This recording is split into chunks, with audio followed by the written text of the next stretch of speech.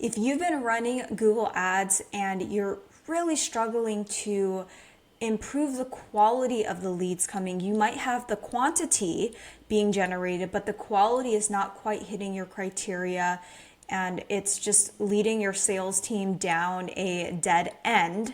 This is definitely the video to keep watching. I'm going to share my best tips on how you can improve the quality of the leads without having to spend more budget.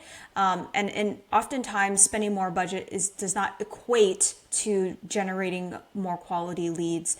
So I'm going to go ahead and break that down. If you're new here, my name is Michelle. I'm the founder of Level 28 Media, and I help local service-based businesses generate leads from Google Ads. So if you're interested in an audit or a managed service, go ahead and check out the link below for a free consultation. Now let's go ahead and dive into how to improve the quality of your Google Ads leads.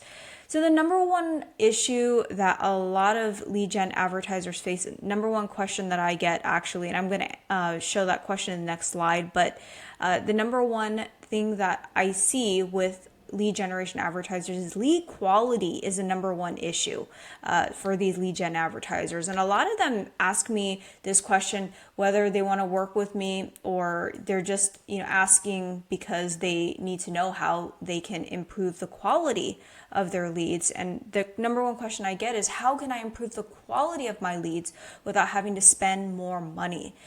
Because spending more money doesn't equate to actually generating better quality. You have to take a look at certain things within your account, how things are set up, and really optimize for within the account and outside the account in order to improve the quality. So I'm going to be talking about that right now.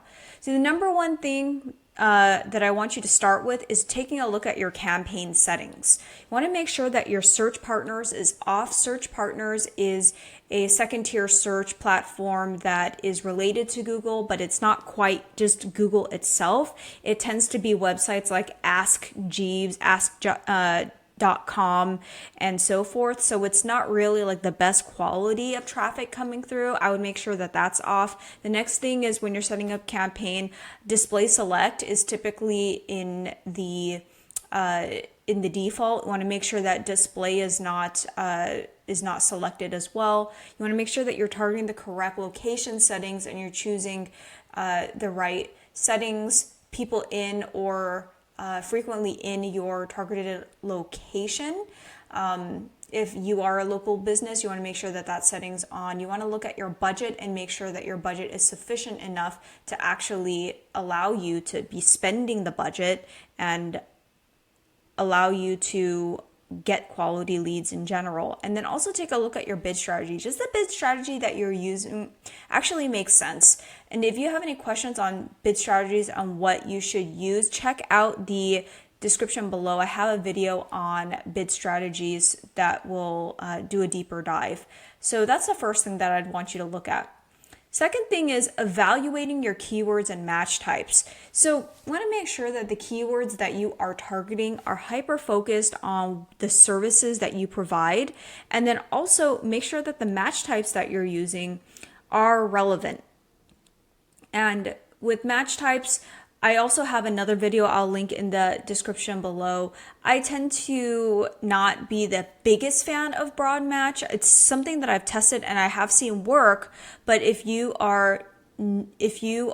haven't quite dialed in your budget and you're trying to maximize what you can given a more limited budget, I would definitely start with exact and phrase match and then make sure that you are adding consistent negatives based off of that. And then if you want to scale, potentially look into broad match. But make sure that your keywords are hyper targeted and they are more bottom of the funnel intent. You can try to target higher of the funnel intent, but it's probably not going to convert as well as that bottom of the funnel. So do keep that in mind.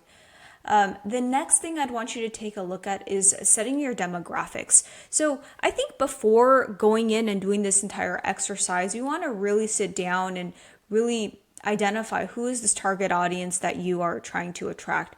What age group are they in? What household incomes? And what are their interests? From there, and you can really hone things in and deprioritize or prioritize specific demographics within your Google Ads campaign so you're not wasting money on specific audiences that are not performing as well for you. So if you know that 18 to 24-year-olds will not be able to afford your service because you're charging, let's say, $5,000 to $10,000, and 18 to 24-year-olds typically don't have that kind of money to be spending on the service that you have to provide, you can actually exclude that audience. So you're not spending money on that. And that's going to then prioritize the other audiences, age groups. And if there are very specific age groups that you want to put even more emphasis on, you can use what's called a bid adjustment to basically bid more and prioritize that audience. So if you know, let's say 18 to 24-year-olds are your ideal audience and you want to put a bigger bet on that, then putting a bid adjustment is going to really make a difference on that. And you can really test that and see.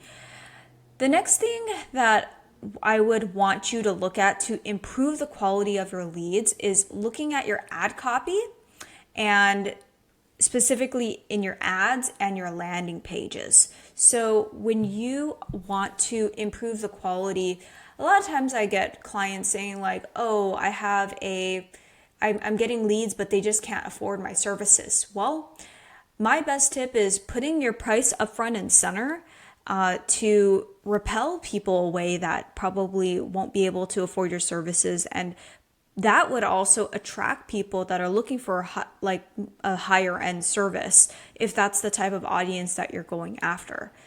So looking at improving your ad copy by putting in pricing, by putting in value propositions that your ideal customer or client would be looking for is going to be critical. In this case, I have an example from a personal injury attorney. We deliver the best results, top rated personal injury lawyers.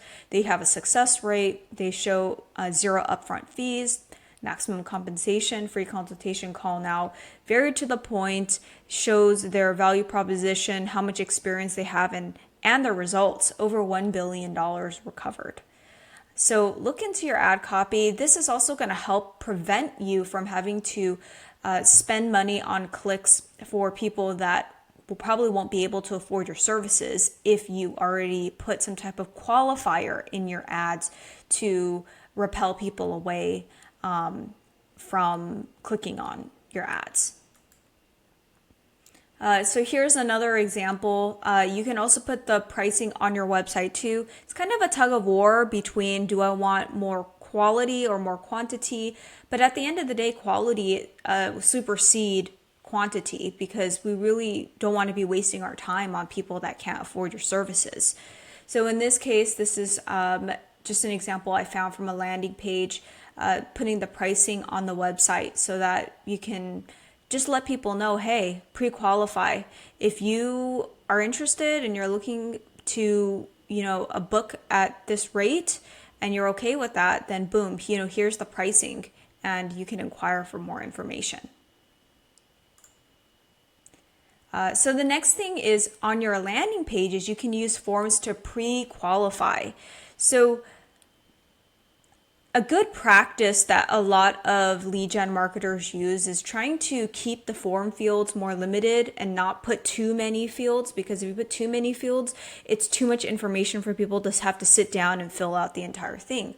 But if you really want to focus on quality, then putting more fields in your form is going to help to make sure that you're going to be attracting better quality people coming through. So ask more qualifying questions. So this is an example that I pulled from a home contractor looking for leads. So on their landing page, they ask a question of which aspects of the kitchen are involved in this remodel, and then there's more questions that come through.